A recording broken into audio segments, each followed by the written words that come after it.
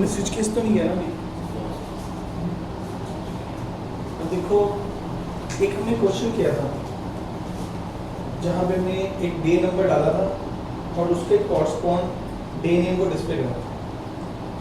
अब उस क्वेश्चन में 3 थिंग्स हैं जो नोटिस होती हैं। पहला, देयर आर मल्टीपल कंपैरिजन।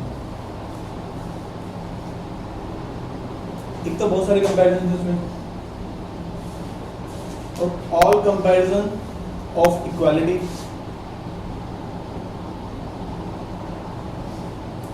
दूसरा कहते हैं जितने भी कंपैरिजन हैं सारे इक्वालिटी के थे। थर्ड, ऑल कंपैरिजन ऑन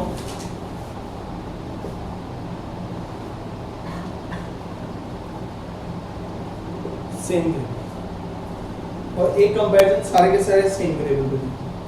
अगर मान लो आप कोई इफ एल्स बना रहे हो और इफ एल्स बनाते हुए अगर ये 3 कंडीशन मिल जाए तो वहां पे आप स्विच केस यूज कर सकते हैं। यानी कि ये 3 कंडीशंस हैं, उनकी रिप्लेसमेंट में आप स्विच केस यूज कर सकते हैं। यानी स्विच केस को अगर आपने जब भी यूज करना है तो ऐसी सिचुएशन में ही यूज कर सकते हो, अदरवाइज ये यूज नहीं किया जा सकता।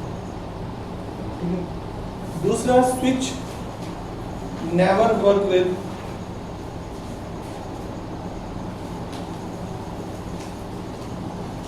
Float type values. दूसरा, ये फ्लोट पे काम नहीं करता। जैसे मोड ऑपरेटर है वो फ्लोट पे काम नहीं करता, वैसे स्विच केस भी आपका फ्लोट वैल्यू पे काम नहीं करता। यानी ये 2 वैल्यूज एक्सेप्ट कर सकते हैं, ये तो इंटीजर दे दो या क्या दे, क्योंकि कैरेक्टर भी इंटरनली एक इंटीजर होता है तो यूज एक्सेप्ट कर लेगा। सिंटैक्स क्या है इसका? आज स्विच तो वेरिएबल नेम दे दो। जैसे मान लो मैंने डे नेम दे दिया, उसके बाद केसेस देने पड़ेंगे आपको। जैसे दे दिया केस 1 कॉलन, दूसरा केस 2 कॉलन, तीसरा केस, मतलब जिन वैल्यू से कंपैरिजन कर रहे हैं वो वैल्यू इस तरीके से केसेस में आ जाए, और लास्ट में केस होगा डिफॉल्ट का। अगर कुछ नहीं, कोई भी केस मैच नहीं किया तो डिफॉल्ट केस चलेगी। अब स्विच केस के कुछ एडवांटेज हैं। पहला, स्विच में जंप टेबल बनता है। अब जंप टेबल का मतलब क्या होगा? जैसे लेट अस सपोज चलो अगर मैं इफ एल्स बनाता हूं तो मुझे नेस्टेड इफ एल्स यूज करना पड़ेगा वो सारे एक्शन परफॉर्म करने के लिए। तो अगर मान लो मैंने डे नेम डे नंबर 7 डाला तो वो कैसे चेक करेगा? पहले को चेक करेगा कि 1 है नहीं, फिर जाएगा 2 है नहीं, 3 नहीं, फिर इस तरीके से चलेगा। यहाँ पे वो क्या करता है, अगर केस नंबर 7 मिला तो सीधा उस केस पे जंप करेगा। तो ये बहुत बड़ा डिफरेंस है। यानी कि अगर आप इस सिचुएशन में इफ एल्स लगाते हो और स्विच केस लगाते हो तो आपका प्रोग्राम कंपैरेटिवली उससे फास्ट चलेगा। एक जो सबसे बड़ा डिफरेंस है वो ये, क्योंकि यहाँ जंप टेबल लगता है, मतलब ये एक केसेस को मैच नहीं करता, डायरेक्ट जो केस मैच करता है उस पे जंप करता है। एक बिहेवियर और भी है इसका, अगर एक केस ट्रू हो गया तो ये उसके नीचे जितने भी केसेस हैं सबको ट्रू कंसीडर कर देगा। तो मैं चाहता हूं कि यहाँ पर इस केस के बाद ये स्टॉप हो जाए और स्विच से बाहर आ जाए, तो यहाँ पर हम ब्रेक स्टेटमेंट लगाते हैं।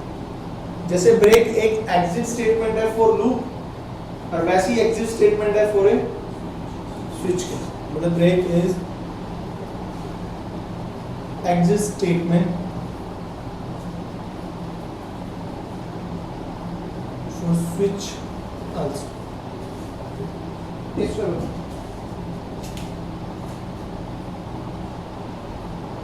ये तो हुआ पहला यूज। दूसरा यूज स्विच केस को कहां कर सकते हैं? To build menu driven program. अगर मेनू ड्रिवन प्रोग्राम बनाने हो तो उस केस में हम इसको यूज कर लेते हैं। मेनू ड्रिवन प्रोग्राम का क्या हो गया? अभी तक आपका प्रोग्रामर सिर्फ एक फंक्शनैलिटी देता है, तो लेकिन जब प्रोजेक्ट्स वगैरह बनते हैं तो हमें एक से ज्यादा फंक्शनैलिटी गिवन करनी होती है। तो ऐसे प्रोग्राम को जिसमें आपका प्रोग्राम एक से ज्यादा फंक्शनैलिटी देता है उसे हम मेनू ड्रिवन प्रोग्राम कहते हैं। दूसरा यूज ऐसे बनाने में इसका यूज किया। तो हम एक एक एग्जांपल जो भी हमने अभी डिस्कस किया है इसको चेकआउट करते हैं। ठीक है, तो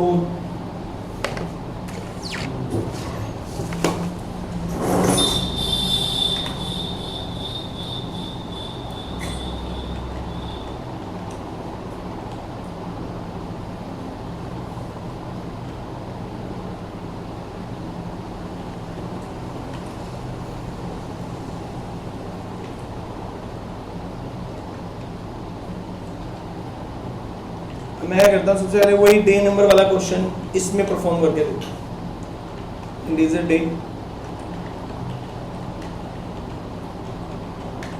यहाँ लिया printer, enter any day number,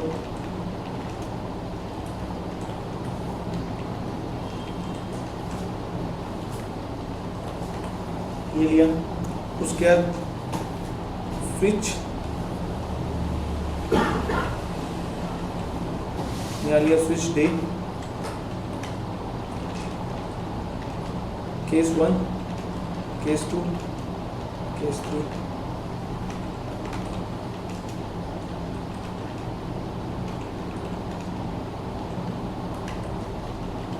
default हो। अब हमने क्या किया, केस 1 में मैसेज दे दिया printf,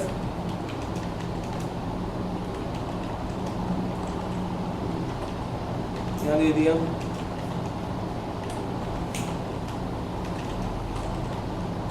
यहाँ दे दिया।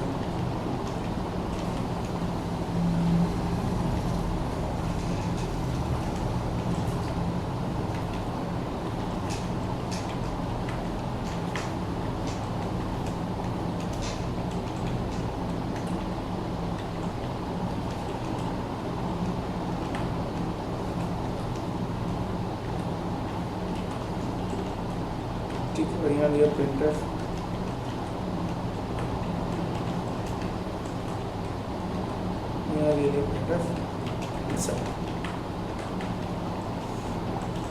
मैं नहीं गिवन करता। उसके बाद डिफॉल्ट में आ जाए printf इनवैलिड डे नंबर। अभी मैंने बीच में ब्रेक नहीं लगाया क्योंकि देखो ब्रेक कोई कंपल्शन नहीं होती, आपकी चॉइस होती है। लेकिन अगर मैं आउटपुट देखूँ, अगर 9 डालूँ आंसर सही आ रहा है, अगर मान लो मैंने 1 डाल दिया, एक केस 2 हुआ, उसने बाकी चेक किए, सीधा मैं सबको ट्रू कंसीडर कर लिया, तो इस केस में मेरे लिए एसेंशियल हो जाएगा कि मैं ब्रेक स्टेटमेंट लिखूं। मतलब आप स्किप भी कर दोगे तो कोई प्रॉब्लम नहीं है।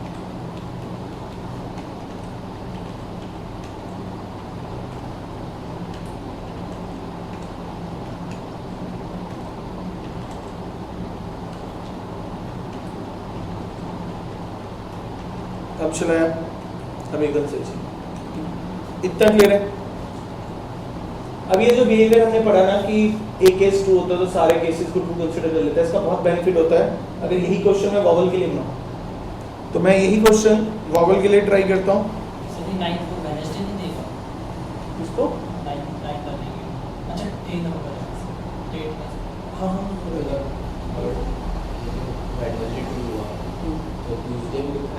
नहीं, सीधा वो देखो ना, जंप यहाँ करा है।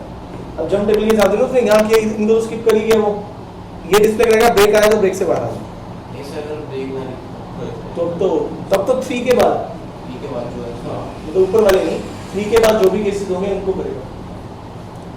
सर ये केस लिखा हुआ ये करेगा नहीं है, ये इसका सिंटैक्स है। जैसे एक वेरिएबल नेम यहाँ दोगे, यहाँ वो कांस्टेंट वैल्यू जिससे कंपैरिजन करोगे जहाँ पे, और ये सिर्फ इक्वालिटी में ही चलेगा, ग्रेटर देन कुछ नहीं चलता है, उसी दे रहा है।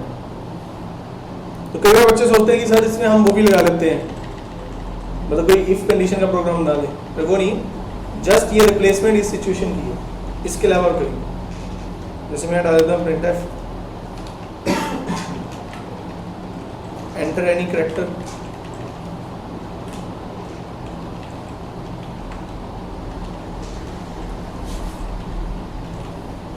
ठीक है। अब मैं यहाँ डाला स्विच ch, मुझे पता है टोटल जो केसेस बनेंगे वॉवल्स के वो 10 बनेंगे, ठीक है।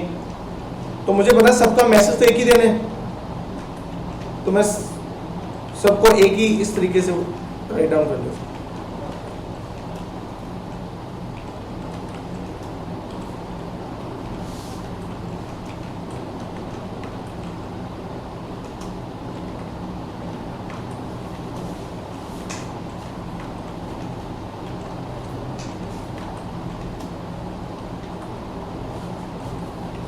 ध्यान दिया प्रिंटर,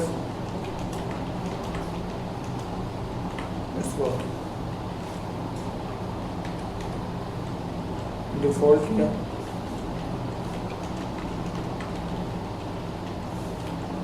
कंसोल कि यहाँ पे ये मेरा काम आसानी से कर देगा।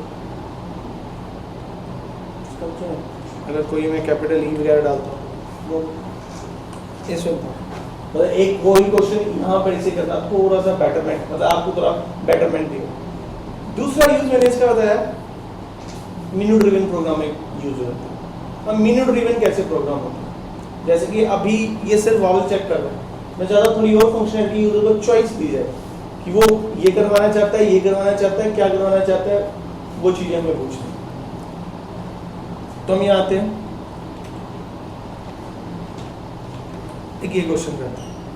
मैं क्या करता हूँ, दो नंबर लेता हूँ, एक n1 एक n2, एक आंसर और एक मैंने चॉइस ली।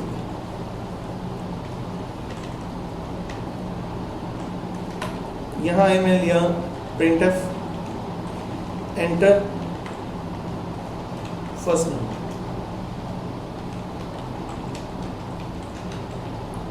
n1 की वैल्यू इनपुट करा ली, देन printf एंटर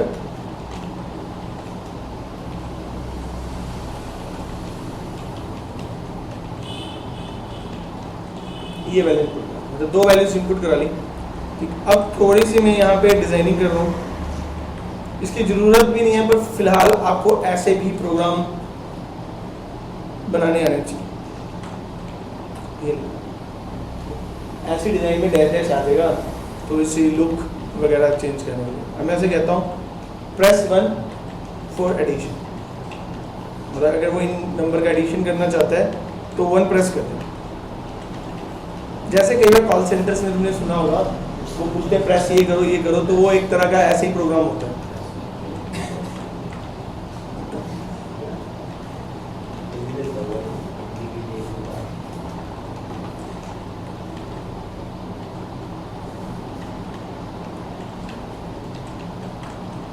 ये लिया उसके लिए printf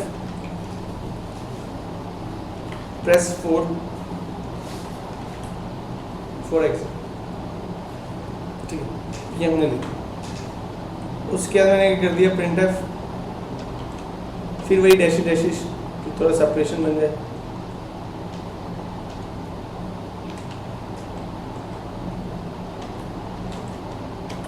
और यहाँ लिया printf एंटर योर चॉइस, और यहाँ से उस चॉइस नाम के वेरिएबल में वैल्यू इनपुट कर।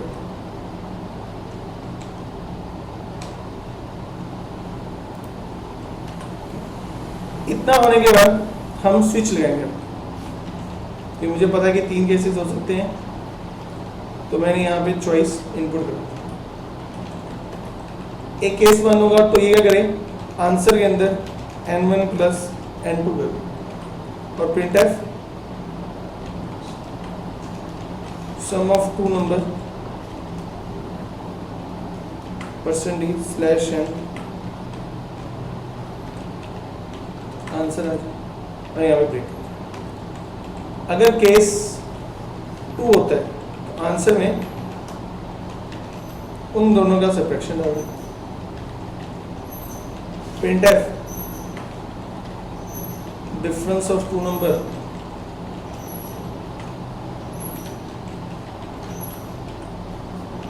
ब्रेक लगा दिया। अगर केस 3 होता है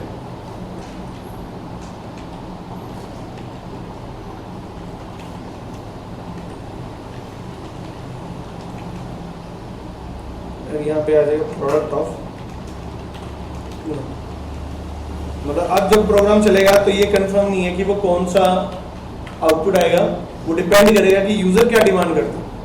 ठीक है, उसका केस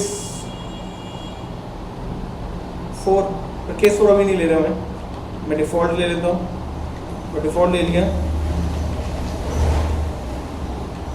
इनवैलिड ऑप्शन देखा।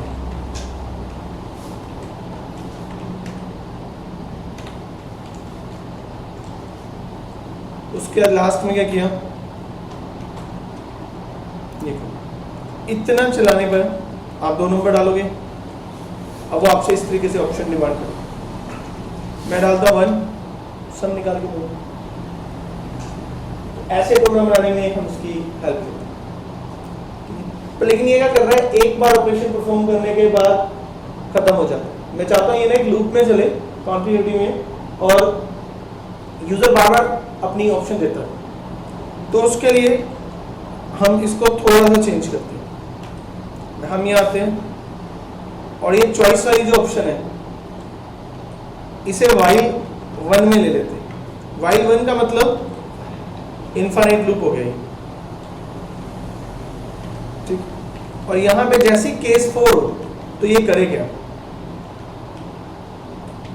केस 4 एक सीधा हमारे पास एग्जिट नाम का फंक्शन आता है। ये प्रोग्राम से आपको सीधा ही बाहर निकाल देगा। चला मैं 4 करता हूं सीधा, ठीक है। तो एग्जिट में आपको कोई नंबर डालना पड़ेगा। नंबर इसलिए डालना पड़ेगा कि ये बताने के लिए कि जो ये एग्जिट हो रहा है प्रोग्राम से नॉर्मल हो रहा है या एब्नॉर्मल ढंग से प्रोग्राम बंद हो रहा है। तो मैंने 0 लगा, ठीक है। अब जैसे जो वार्निंग आई थी ना, वार्निंग किस लिए आ रही है, अच्छा अनरीचेबल कोड बता रहा है। अनरीचेबल कोड का मतलब ये कभी भी यहाँ तक पहुँच नहीं पाएगा क्योंकि बीच में हमने एक एग्जिट लगा रखा है उस रीजन से, ठीक है।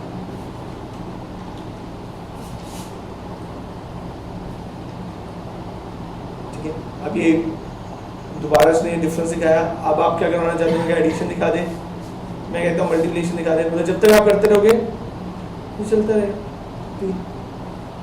एक तरीका तो एग्जिट करने का है। अगर आप एग्जिट की ये टेक्नोलॉजी यूज नहीं करना चाहते, आप चाहते हो कि नहीं सर कोई दूसरी टेक्निक होनी चाहिए, तो डू वन थिंग,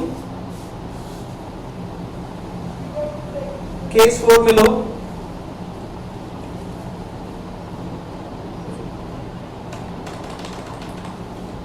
मैंने कमेंट किया और यहाँ लिखा printf you have selected exit from program, ये लिया ब्रेक और यहाँ ले लिया प्रिंटफ बाय बाय। और स्विच के बाहर आते ही यहाँ कंडीशन चेक करो, अगर आपकी चॉइस 4 आ गई तो ब्रेक कर सकते। मतलब आप एग्जिट के चक्कर में नहीं बनना चाहते तो आप इस तरीके से भी एग्जिट कर सकते हो। चलाया, आप 4 लिखते हो तो ऐसा आ जाएगी यहाँ सिलेक्ट, तो इस तरीके से भी हो सकता। इतना क्लियर है। ये तो है हमारा स्विच केस। इसके थोड़े बहुत प्रोग्राम्स हैं, मेरे ख्याल से हार्डली 1 और 2 प्रोग्राम्स हैं, और वो प्रोग्राम भी कैसे हैं जो आप लोगों ने पहले प्रोग्राम बनाए हैं उन्हीं को स्विच केस में करने को कहते हैं। एक मेनू ड्रिवन प्रोग्राम बनाओ जिसमें एक डालने पे वो चेक करे इवन है या ऑड है, एक डालने पे उसका 2 डालने में फैक्टोरियल निकाल दे, 3 डालने पे ये बता दे कि प्राइम है या प्राइम नहीं, तो वो कर सकते। अब इसी के अंदर एक और स्टेटमेंट आती है और ये स्टेटमेंट में कुछ लूप जैसी है।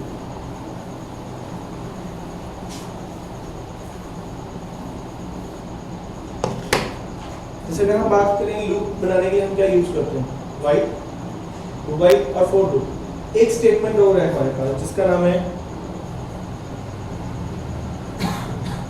गो टू, और कई बार गो टू को ना एक अनस्ट्रक्चर्ड स्टेटमेंट भी कहते हैं।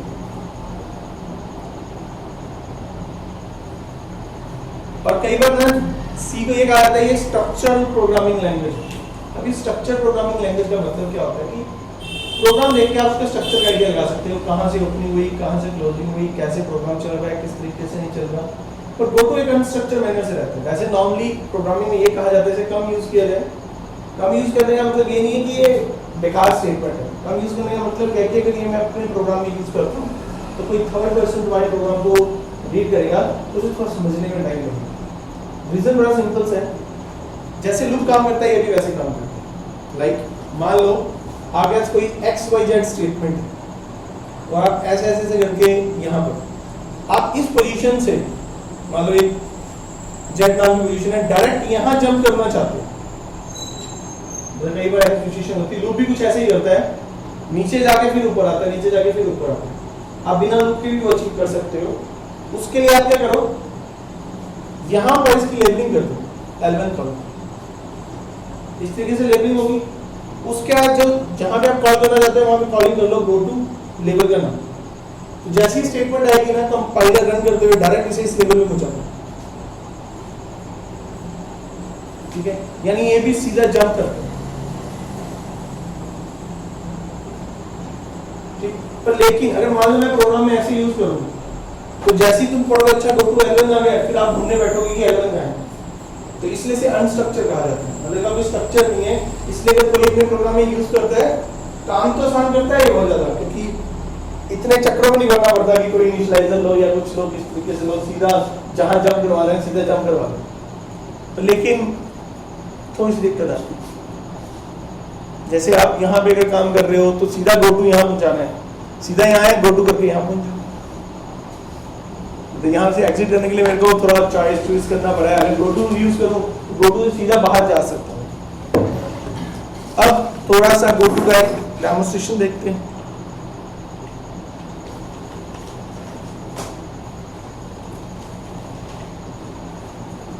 मान लो मुझे हेलो वर्ल्ड को 10 टाइम डिस्प्ले करना, तो मैंने एक इंटीजर नम ले लिया,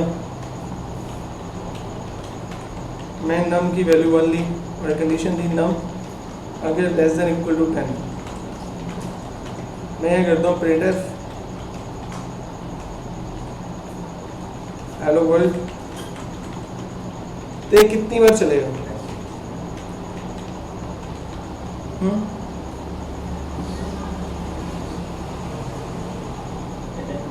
कितने टाइम चलेगा?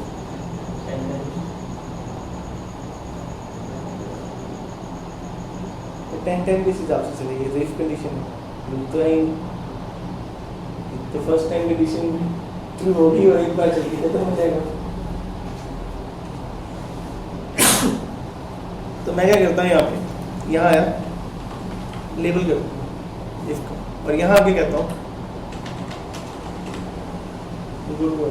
अब क्या होगा, कंडीशन ट्रू यहाँ आया L1 पे जंप कर गया, फिर यहाँ आया L1 पे जंप कर गया, L1 पे जंप कर गया, और कब तक जंप करता है? जब तक ये छोटा चला है। क्लियर? तो गो टू इस तरीके से यूज करो। लूप पर इसमें कुछ फर्क नहीं है, आप इसे भी यूज करके काम कर सकते हैं। लेबलिंग करनी है, बट ये है कि पता होना चाहिए काम कैसे करते हैं इसमें, पर कोशिश ये करनी चाहिए कि कम यूज किया जाए, क्योंकि हायर प्रोग्रामिंग लैंग्वेज में स्टेटमेंट हटाई दी गई है, मतलब इसे हटाई दिया गया है, इसको अब कोई यूज नहीं करता, ठीक है। पर लेकिन आगे हम जब प्रोग्रामिंग में और आगे जाते हैं डेटा स्ट्रक्चर में, कुछ प्रोग्राम को सोल्व करने में बड़ी हेल्प करते हैं। इतना समझ में आता है।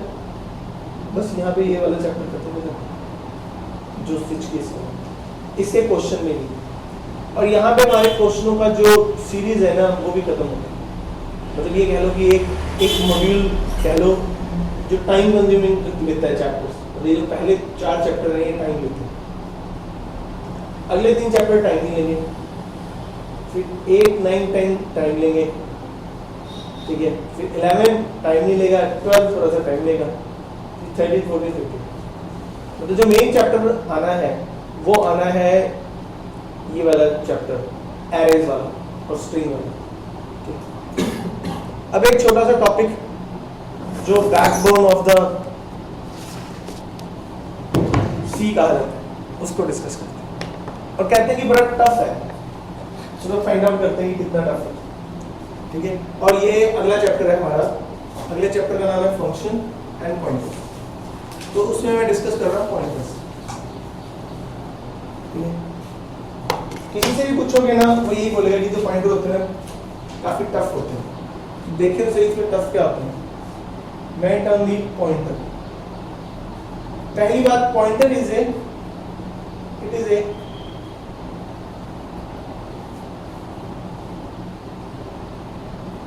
Special variable. अब देखो पॉइंटर कुछ और नहीं है, वेरिएबल ही, पर विद सम स्पेशल फीचर्स, यानी इसका मतलब हमें वेरिएबल का पता है। अब एक वेरिएबल के पास क्या होता है, जैसे अगर एक पॉइंटर को मैं वेरिएबल बना रहा हूं, जैसे मैं बोल रहा हूं एक पॉइंटर वेरिएबल है, एक उसका नाम होगा, ठीक है, और एक उसकी वैल्यू होगी,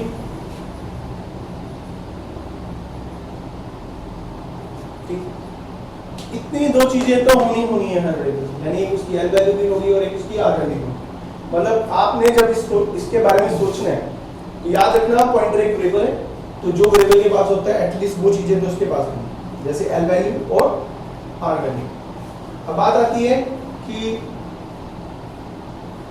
स्पेशल क्या होगा। स्पेशल भी तो सोचना है, जो स्पेशल है स्पेशल ये है, it is a special variable which hold the address या L value of another variable. ये इसकी स्पेशल बात है। जैसे अगर मैं कहूं कि इंटीजर टाइप का वेरिएबल बनाया तो हम नॉर्मली ये बोलते हैं कि इसमें इंटीजर टाइप की वैल्यू आएगी।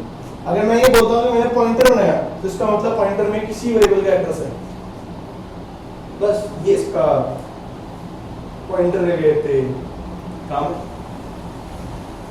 बस आपने करना क्या है, थोड़ा सा स्टिक कर रखना है अपने आप को बेसिक में। मतलब ये बेसिक नहीं भूलना कि उसने क्या पकड़ना है और क्या होल्ड करके रखना है।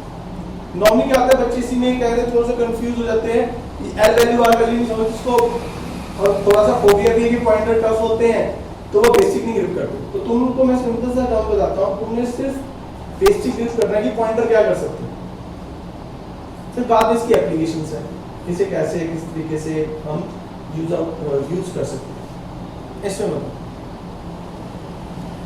हो जाएगा। अब बात क्या आती है कि चलो ठीक है, इतना फंडा समझ में आया, पॉइंटर एक वेरिएबल की तरह काम करेगा, एल वैल्यू होगी आर वैल्यू होगी, लेकिन इसकी टर्मिनोलॉजी मतलब यानी कि अगर मैं इसके अंदर वैल्यू डालना चाहता हूं तो मुझे क्या चाहिए, एड्रेस। अब हम एक वेरिएबल का एड्रेस कैसे निकालेंगे, अगला क्वेश्चन हमारे लिए ये होता है। ठीक है, तो एड्रेस निकालने के लिए एड्रेस ऑफ ऑपरेटर है, ये हमने पहले भी यूज किया, एम्परसेंड कहाँ यूज किया, स्कैनफ हमेशा यूज करते हैं एम्परसेंड वगैरह।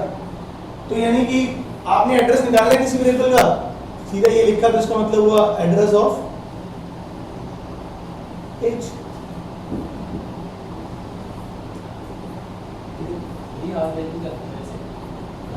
जो एल वैल्यू के ऊपर वैल्यू पड़ी होती है, यानी जो मेमोरी लोकेशन में वैल्यू पड़ेगी, जैसे लेट अस कुछ एक वेरिएबल एज है, एज 10 है, मान लो उसको एक मेमोरी ब्लॉक मिल गया, ये जो मेमोरी ब्लॉक का एड्रेस होगा वो तो एल वैल्यू है। अब ये 10 इसके अंदर पड़ा हुआ है, ये 10 आर वैल्यू।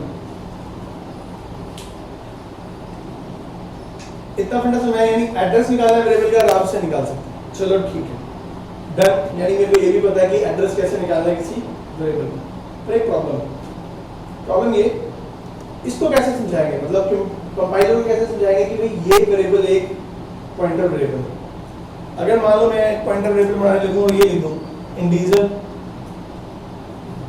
ptr, अब इतना लिखने से तो वो नॉर्मल वेरिएबल मान लेगा, यानी पॉइंटर वेरिएबल बनाने के लिए कुछ सिंटैक्स में चेंज तो करना पड़ेगा। और चेंज क्या करेंगे, स्टार।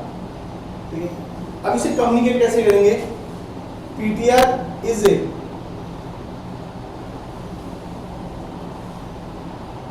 Pointer to int। अब एक बात याद रखना, कभी ये मत बोलना ये इंटीजर पॉइंटर है तो कम्युनिकेशन एकदम बैड हो जाएगा। हाँ, यहाँ हमेशा बोल रहे हैं it is a pointer to int। तो इसका मतलब क्या हुआ, ये जो ptr है ये एक ऐसा पॉइंटर है जो किसी इंटीजर वेरिएबल का एड्रेस होल्ड करेगा। ठीक है, ऐसी अगर मैं कैर स्टार सी ptr लूं तो it is a pointer to char. अगर मैं फ्लोट स्टार ले लूं तो ये पॉइंटर टू फ्लोट है।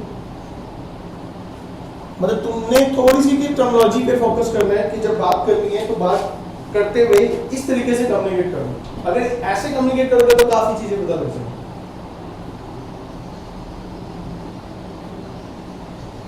ठीक है, हो जाएगी चीज। अब होगा क्या, अगर मुझे ptr में वैल्यू डालनी है तो आप ऐसे डालोगे ptr is equal to address of as.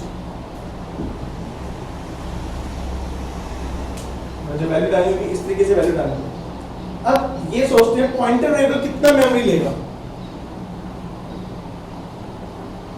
तो 3 पॉइंटर वेरिएबल बनाए हैं, कितनी मेमोरी लेंगे ये?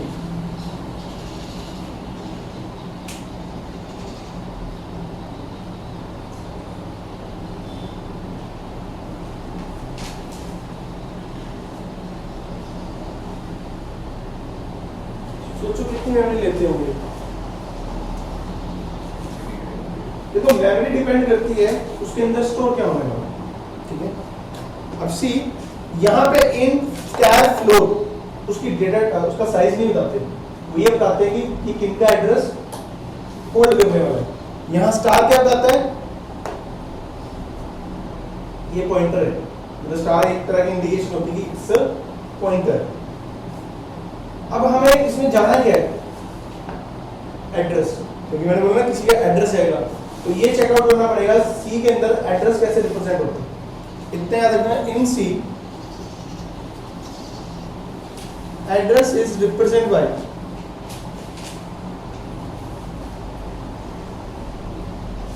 unsigned integer, मतलब unsigned integer होता है। अभी unsigned int का मतलब क्या है?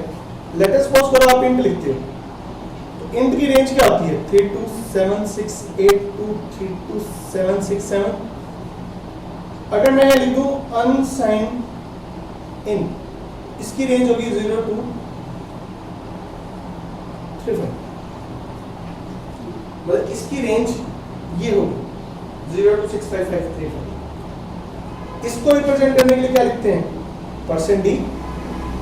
इसको रिप्रेजेंट करने के लिए लिखते हैं %u,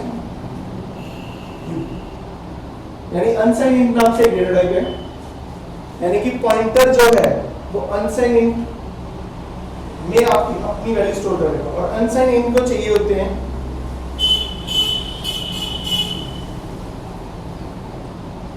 2x।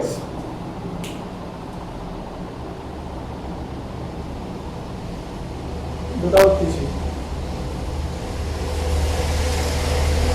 यानी कि हर किसी भी तरह का पॉइंटर हो कितने बाइट्स लेगा? 2 बाइट्स। हो जाए कितनी चीज? चलो ठीक है, आपने पॉइंटर का एड्रेस स्टोर करा दिया, लेकिन अगर मान लो सिचुएशन ये उठती है, मेरे पास एड्रेस है, मैं चाहता हूं कि उस एड्रेस पे पड़ी हुई वैल्यू को निकालना चाहता हूं, तो क्या कुछ ऐसा मैकेनिज्म सी के अंदर अवेलेबल है? मतलब पॉइंटर है, सॉरी एड्रेस है किसी का, उस एड्रेस पे पड़ी हुई वैल्यू को निकालना चाहता हूं, तो उसके लिए हमारे पास एक ऑपरेटर आता है,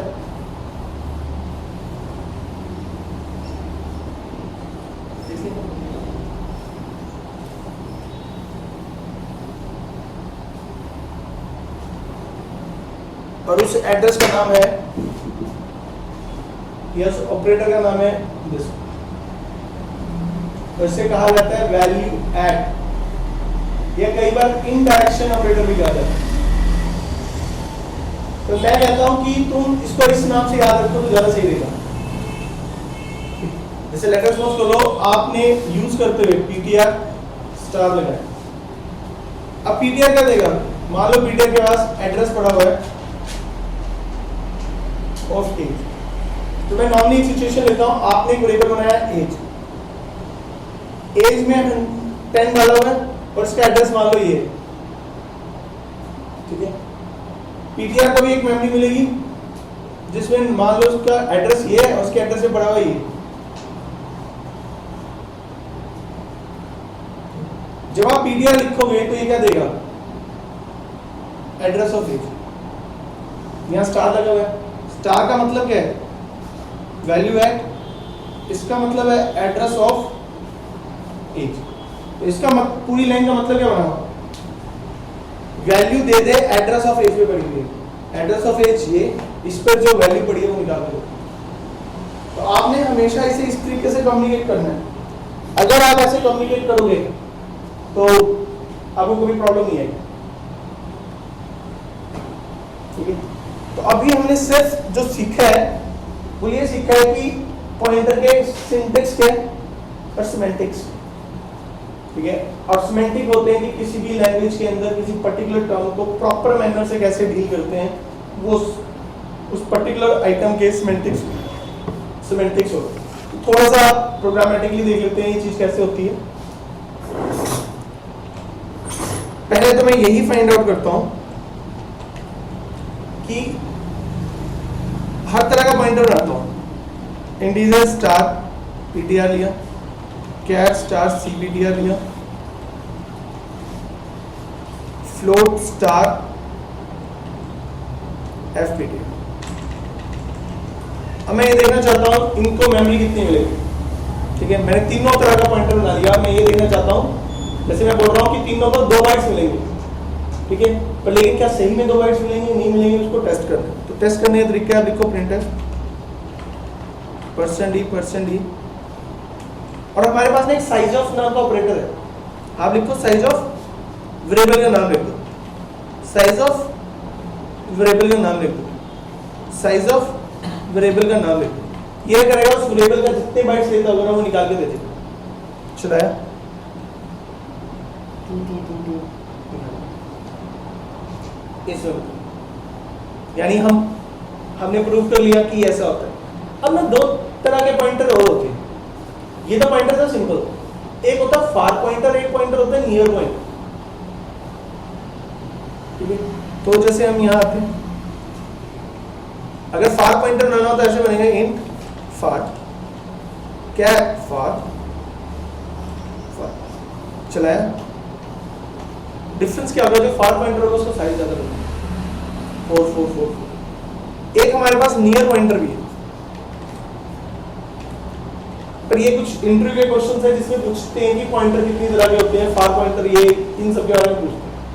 तो चलाया, तो फार पॉइंटर इतना साइज लेता है जितना आपका नॉर्मल है। ठीक है, तो ये याद रखना, फार और नियर नाम के 2 कीवर्ड होते हैं जो किसके लिए यूज होते हैं, पॉइंटर से यूज होते हैं। ठीक, ये तो हो गया नॉर्मली एक सिंपल सा क्वेश्चन जिसमें हमने सिर्फ साइज की बात की, तो साइज कितना। हम एक सिंपल सिनेरियो लेते हैं, एक इंटीजर एज लेते हैं,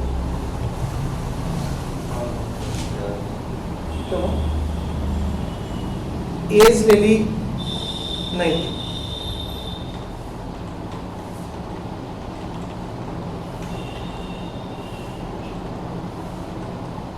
प्रिंटफ लिया, यहां लिया एड्रेस %d,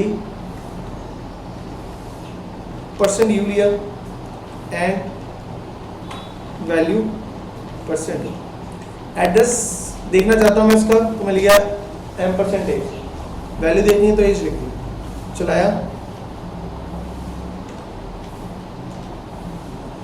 एड्रेस का 64804 है और वैल्यू 90। ठीक है, यानी इतना क्लियर।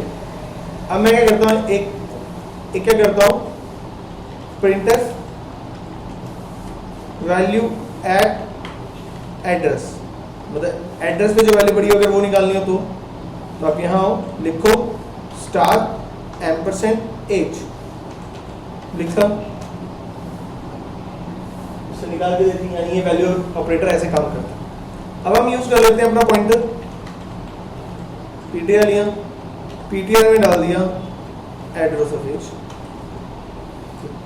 फिर डिस्प्ले करते हैं प्रिंटफ, एक तो दिखाए एड्रेस पॉइंटर का, ठीक, और एक इसके ऊपर इसकी वैल्यू दिखाए, और हमें पता है जो पॉइंटर की वैल्यू है वो भी एड्रेस ही होगा। तो यहाँ लिखा पीटीआर का एड्रेस दिखा दे और पीटीआर में जो वैल्यू पड़ी है वो दिखा दे। तो क्या आ रहा है यहाँ पे, एड्रेस 64772 है, पॉइंटर का अपना एड्रेस 64770 है, और इसकी वैल्यू क्या है, इसका एड्रेस है, क्योंकि मैंने उसकी वैल्यू डाली थी। क्लियर हो जाएगा। अगर मान लो मैं यहाँ पे लिख दूं प्रिंटफ वैल्यू एट एड्रेस,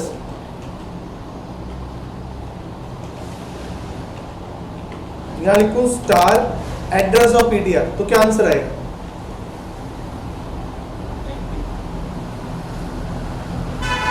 पढ़ो, एड्रेस ऑफ पीटीआर 64770, उसके ऊपर क्या वैल्यू पड़ी है, एड्रेस ऑफ एज, तो ये एड्रेस ऑफ एज ही निकाल के देंगे,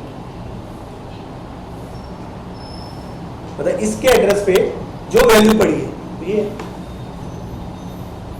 और इसमें तुम्हें रहना है स्टिक टू रूल, मतलब जो ये रूल है उसके इसके एड्रेस पे क्या पड़ा है, बस आपको उस तरीके से कम्युनिकेट करना है, और अपने आप को माइंड में हमेशा यही रिमाइंड कराते रहना कि इसके पास इसका एड्रेस जाएगा, इसके पास इसका एड्रेस जाएगा, इसके पास ये जाएगा। अब अगर वैल्यू निकालनी हो तो प्रिंट एफ वैल्यू, और अब अगर मैं लिखता हूं स्टार पीटीआर, तो पीटीआर क्या देगा? खाली पीटीआर देता है एड्रेस ऑफ एज, उसके आगे लिख दिया स्टार तो ये दे देगा, अब ये 90 देगा। अगर मान लो मैं स्टार पीटीआर 190 कर दूं, उसका लिख दूं प्रिंट एफ वैल्यू %d और एज की वैल्यू देखो तो क्या आउटपुट आएगी? अब इस लाइन का मतलब समझो, 190 साइन हो जाए किसको? पीटीआर स्टार को। पीटीआर क्या देगा? एड्रेस ऑफ एज, यानी कि एड्रेस ऑफ एज की जो वैल्यू है वो 190 हो जाए, यानी एक्चुअली एज वेरिएबल के अंदर 190 कर दो। तो मैं इसे चलाऊंगा कि 190 कर दो, इसमें बताओ, ठीक है।